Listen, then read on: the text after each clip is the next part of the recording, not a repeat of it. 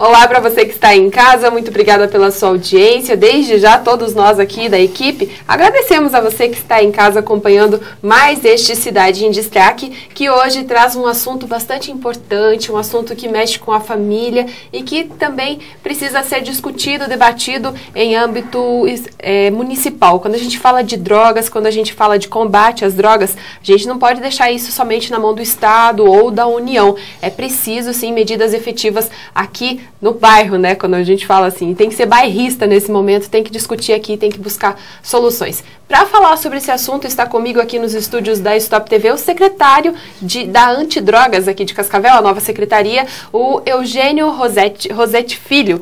Geninho, muito obrigada por aceitar o nosso convite para participar aqui do programa. Giovana, eu que fico feliz, né, por você estar sempre me lembrando, também lá na emissora de rádio você sempre convida, e claro que eu não deixaria jamais de vir prestigiar você, né, aí não é para traçar um assunto desse, né, que pode de repente de uma conversa nossa resultar aí no salvamento de talvez de alguma vida, de algum jovem aí com relação a essa questão das drogas aqui. Exato. Bom, Geninho, não consigo te chamar de Eugênio, me perdoe. Poucos conseguem. Geninho, você esteve já dos dois lados, né? Trabalhando com os jovens, no conselho, presidindo o Conselho Municipal Antidrogas, que é um órgão que tem assim, uma atuação muito importante. A gente viu aí no último ano tratando daquela questão do gás de buzina, que conseguiu-se a efetivação o projeto de lei que fosse levado para a Câmara. E também agora como primeiro secretário da Antidrogas aqui de Cascavel. Um passo importante que, assim, de uma pessoa que conhece o que está sendo tratado, né? Na verdade, Giovana, é o histórico, né, do conselho ali, porque a gente teve ali alguns outros presidentes também, né, essa questão do gás ali caiu na mão do Sr. Bara, né, que é o atual presidente, e ele muito bem conduziu essa questão, né, levantou a polêmica ali e, enfim, foi tratado o assunto. Mas tivemos também antecedentes lá no Conselho, o pastor Celso mesmo da Molim teve a sua eficiência no que ele fez na época, a doutora Eliane também, que hoje é vice-presidente, ela foi presidente do Conselho, ela é do CEDIP, ela gerencia um programa de redução de danos, que se a sociedade conhecesse a fundo esse programa, ele é fantástico, né? Porque às vezes a gente quer solucionar o problema e nem sempre às vezes a solução está em acabar com o uso, mas sim talvez, né, para melhorar a qualidade de vida do usuário, você reduzir o dano. Quer dizer, às vezes você trocar uma droga mais pesada, né, por uma droga ilícita, por uma ilícita, e depois saber o uso também dessa droga ilícita. Enfim, é um programa que um dia até gostaria de falar especificamente nesse assunto, Joana. É muito interessante, muito interessante. Bom, mas são questões assim que a gente verifica que Cascavel não fica longe do que a gente acompanha no cenário nacional. O crack já está instalado na nossa cidade, a gente acompanha as apreensões feitas pela Polícia Militar, que são apreensões formiguinhas, né? Um pouquinho aqui, um pouquinho ali, de usuário, de traficante pequeno, mas acontece. Mas não é só ele que também está em atuação aqui na cidade, né? Não, com certeza.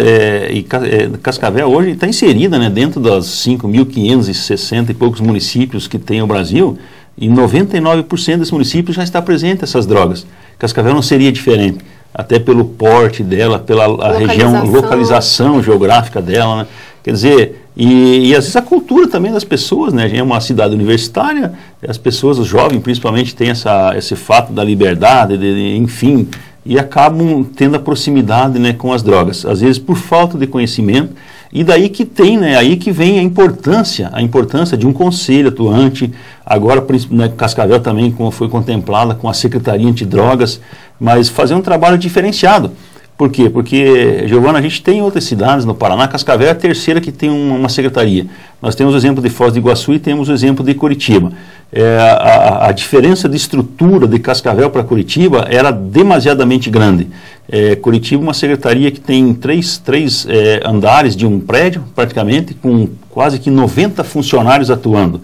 Cascavel, hoje se resume ali no secretário, numa secretária executiva, né, um motorista para nos auxiliar e uma estagiária. E talvez a gente contemple agora um quadro a mais com mais algum funcionário. Só que tem um perfil assim bastante grande. A diferença de orçamento também de uma secretaria de Curitiba em relação à nossa é gritante. A verba, nós temos 500 mil reais, lá eles têm 5 milhões. Só que tem uma coisa muito interessante. Nós temos aqui um perfil de atender as pessoas, atender a família, levar orientação ao familiar, levar orientação ao jovem, ouvir as pessoas. Tanto que, só na semana passada, para você ter uma ideia, Giovana, eu atendi dentro do gabinete, lá foram 18 famílias naquela semana. Na semana que eu voltei para a secretaria, o meu telefone tocou, por incrível que pareça, 418 vezes.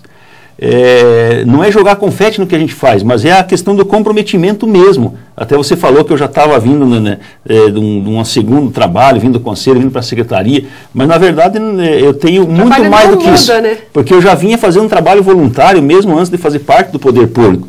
E essa convivência diária com o jovem, com o usuário, ir lá tentar ao menos resgatar ele, ver o perfil dele, aonde que ele se encaixaria para um tratamento, às vezes a condição financeira da família, enfim, eu vi.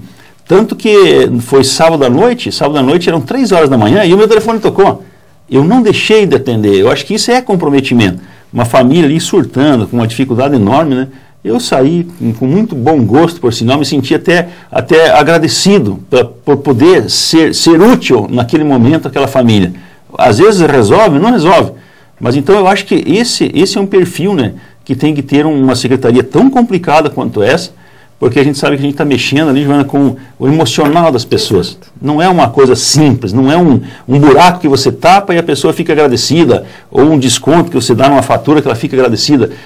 Mexer com essas questões de drogas é você realmente conviver, fazer uma amizade com a família. Muitas vezes a família até fica chateada porque ela imagina que você vai resolver o problema. É difícil ela entender que às vezes é uma doença até que não tem cura, que às vezes a convivência vai ser diária e por muitos anos.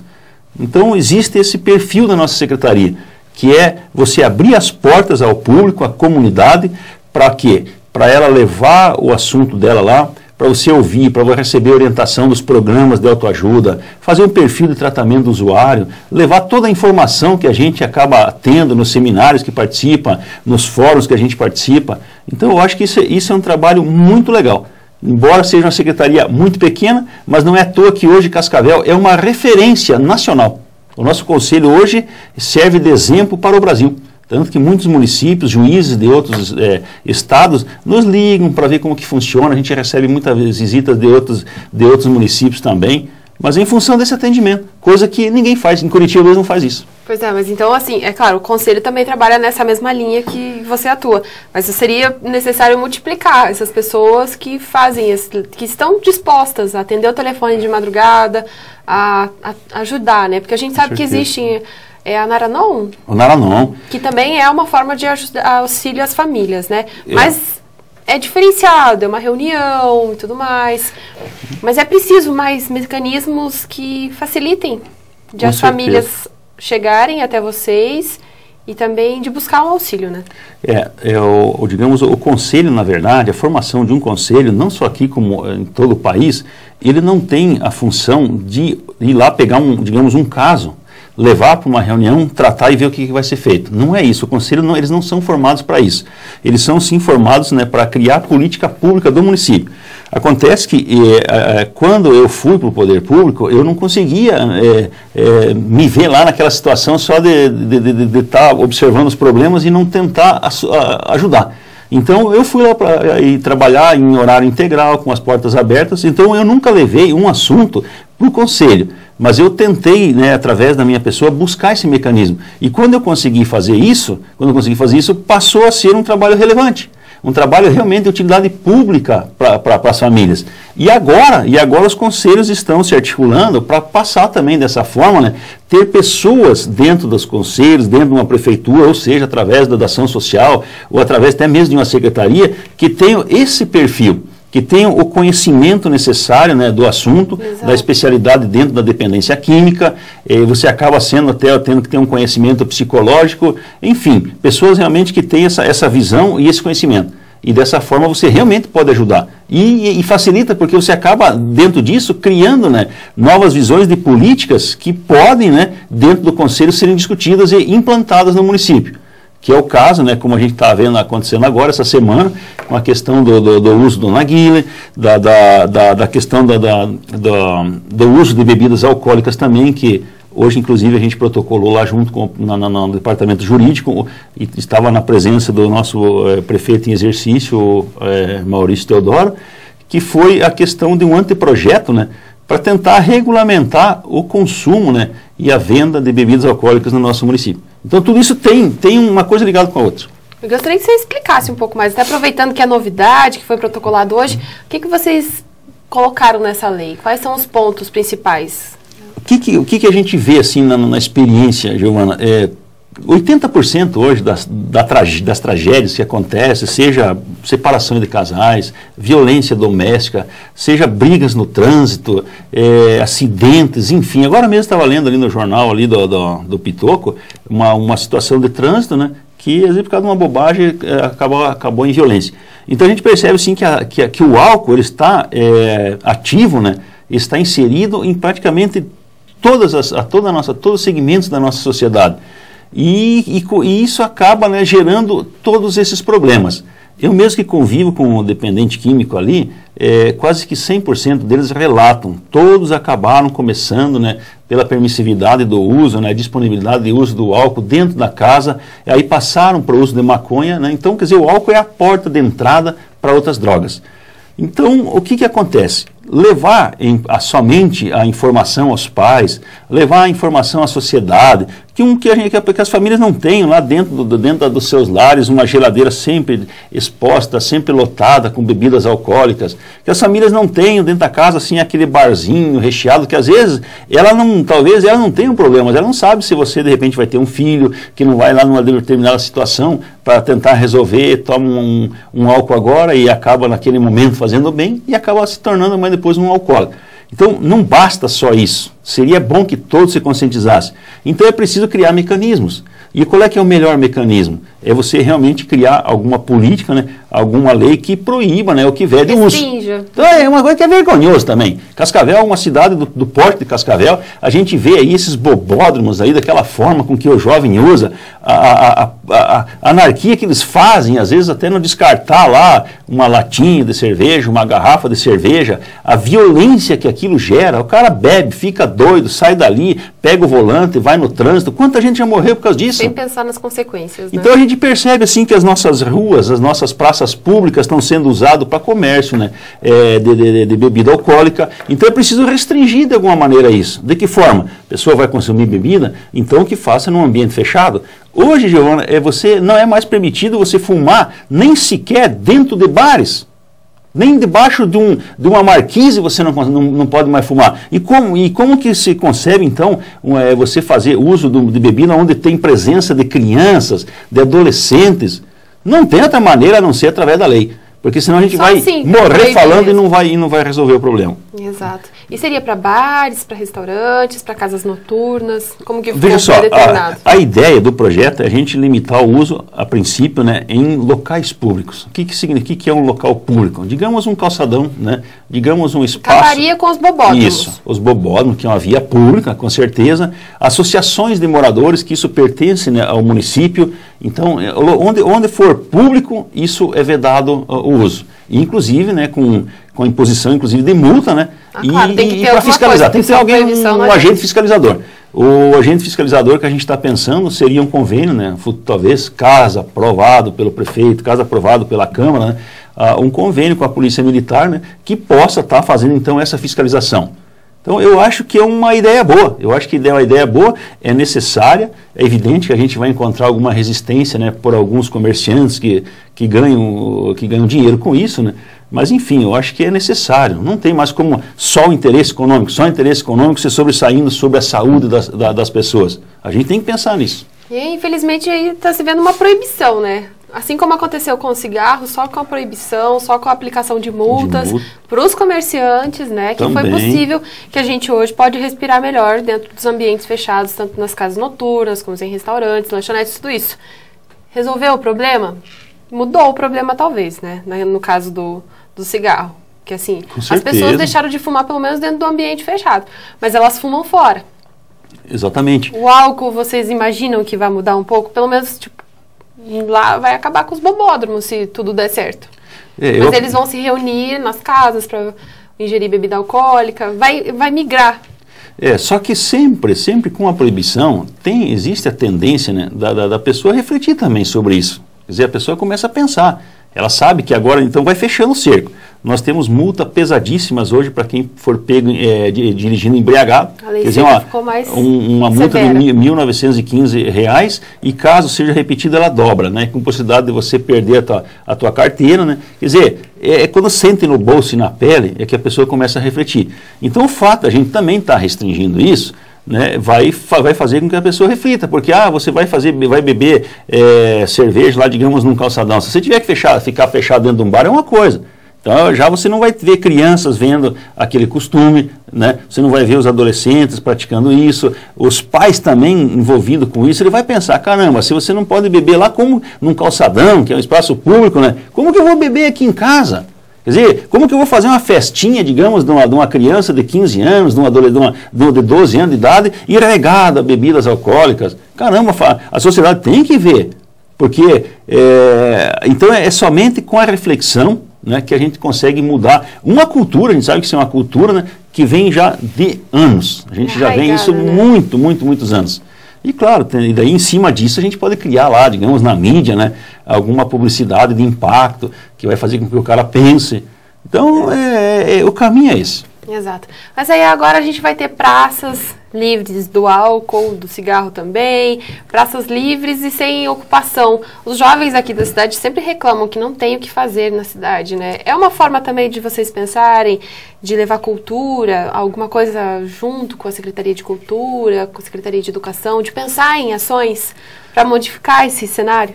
Eu gostei, inclusive, de alguns secretários, né, que o prefeito, quando reuniu os secretários ali no início desse mandato dele, ele deixou bem claro. Falou que ele queria pessoas que tivessem um conhecimento técnico no assunto, né, e que procurassem, né, atender bem ao contribuinte. Eu percebi assim que as pessoas que ele indicou, ele tinha esse perfil. Eu me sinto encaixado nesse perfil, porque eu realmente procuro me especializar dentro dessa minha área e procuro, claro, né, tentar levar o melhor possível, né, para as pessoas que buscam ajuda. E alguns secretários, né, como você citou ali, da cultura, principalmente o Vanderlei, na época estava assumindo ali do esporte, perdão, da cultura, tinha o pastor lá que depois acabou desistindo da secretaria, mas eles se mostraram assim bastante interessados em a gente fazer parcerias. Mas a gente discutiu hoje de manhã, inclusive na nossa reunião, um projeto já com o pessoal que já vem fazendo um trabalho assim muito bacana, que é o pessoal da Abadá. Eles têm uma associação de capoeira. E a gente então está criando um projeto que se chama Projeto Berimbau. O que significa esse projeto? É exatamente você utilizar as praças, né? A gente vai começar com uma praça, a ideia é aqui na Wilson Joffre, né? Que é uma praça central, e ali levar o quê? A contratação de alguns professores, por exemplo, de capoeira, um professor de dança, um instrutor ali daquele do hip hop.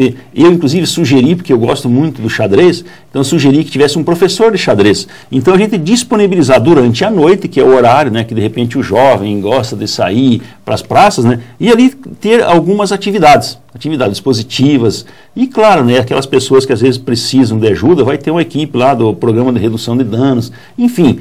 E aliado a isso, você ter uma questão de logística, né, que é onde você vai lá buscar o jovem lá do bairro, né, e trazer para a praça. Funcionou, deu certo, está dando resultado, e inclusive servir alimentação, lanche para esse povo todo, né, e daí tentar levar isso para os bairros. Então é claro que a nossa estrutura é pequena, mas se você começa com projetos pequenos, que a gente vê que realmente dá resultado, isso aí você vai crescendo, levando no bairro, você vai encontrando pessoas voluntárias, pessoas que têm comprometimento com a causa. Isso pode ser, assim, bastante positivo. Não vai ser difícil de encontrar parceiros quando o projeto é bom, né? Eu acredito, assim, muito, né? Acredito muito. Pretendo, né, o prefeito me solicitou, né, que a gente botasse o pé lá em Brasília. O que significa isso, né? É tentar realmente com os nossos deputados, né, angariar recursos para dentro da secretaria e daí através desses projetos, né, a gente está desenvolvendo parcerias, levando com a sociedade. Enfim, tem tantas pessoas que têm ideias tão boas, né? Então acho que uma ação aqui, outra ação ali, a gente pode realmente estar salvando algumas vidas. E uma vida importante. Eu vi ali no discurso agora do presidente dos Estados Unidos com relação ao desarmamento. O que aconteceu? Eles, num determinado momento, né, foram criando aquela cultura de armar a população.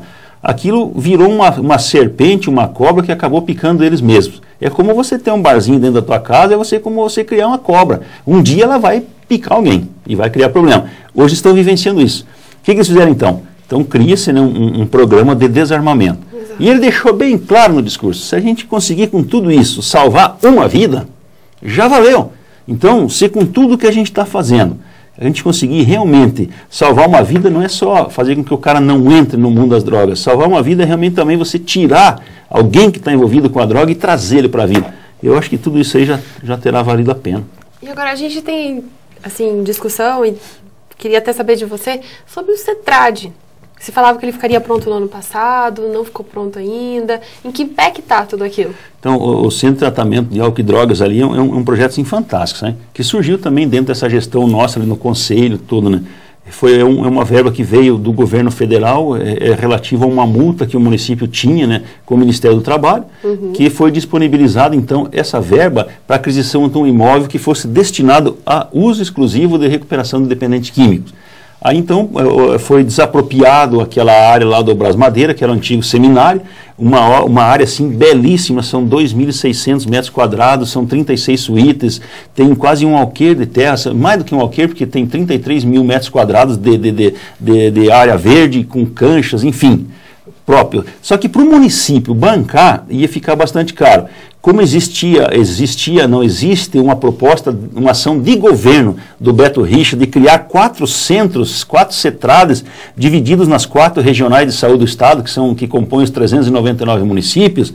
Então, houve a ideia de nós juntarmos as forças, juntarmos as ideias. Então, foi feito um termo de compromisso, né, onde o município entregaria a obra, né, tanto que, além dos 2 milhões que foram pagos, foi feito um aporte ali, por parte do município de Cascavel, de 1.300.000, na reforma. E agora, a gente acredita, eu tenho acompanhado direto lá, já tive até com o Dr. Miroslau, que é o chefe da Regional de Saúde, para que o município esteja entregando agora no início, no mês de março, a chave da obra reformada, feito todas as divisórias conforme a proposta do Estado.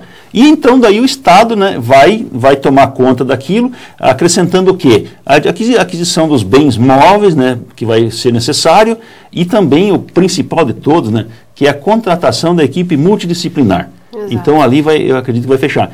Então é claro que eu ando muito ansioso, até por causa da demanda, né, a gente vê muitas pessoas querendo ajuda e dificuldade financeira, de que aquilo realmente venha a funcionar o mais breve possível. Exato, porque é uma necessidade, daí acaba não sendo só de Cascavel, vai atender toda a região. E a gente sabe que não é só Cascavel que passa por isso, então vai ser uma forma de auxiliar, né? Com certeza, e é importante que a população também de Cascavel saiba que aquilo ali é um projeto assim, praticamente que quase que é único, a nível não só do Estado, mas a nível de Brasil. Por quê? Porque a gente não conhece, existem alguns projetos parecidos, mas ainda é feito em parceria com o setor privado. Agora, exclusivamente 100% financiado pelo poder público, Cascavel acho que vai contemplar esse projeto, através do CETRAD. Realmente, a expectativa é muito grande, né? Você fala que em março o município entrega a sua parte, para começar a funcionar de verdade, vocês têm uma expectativa? Olha, ali eu não poderia dizer, assim, com certeza, até porque não tem essa informação, né? Mas eu acredito, sim, que é um grande interesse também do governador, né? Dele ver realmente funcionando. Até porque se funcionar com Cascavel, ele vai ter uma coragem, né, bastante grande para que possa estar fazendo os outros 3 que ele prometeu na campanha. Exato. Geninha, a gente agradece muito a sua participação aqui no programa. Esperamos que essas ideias todas saiam do papel, né? Realmente façam valer aqui em Cascavel e que a gente possa retornar aqui para falar já dos resultados. Muito obrigada. Eu que agradeço, Giovana. Muito obrigado e também ao telespectador. E eu agradeço a você que está em casa, que acompanhou mais deste Cidade em Destaque e lhe convido a continuar conosco aqui na programação da Stop TV.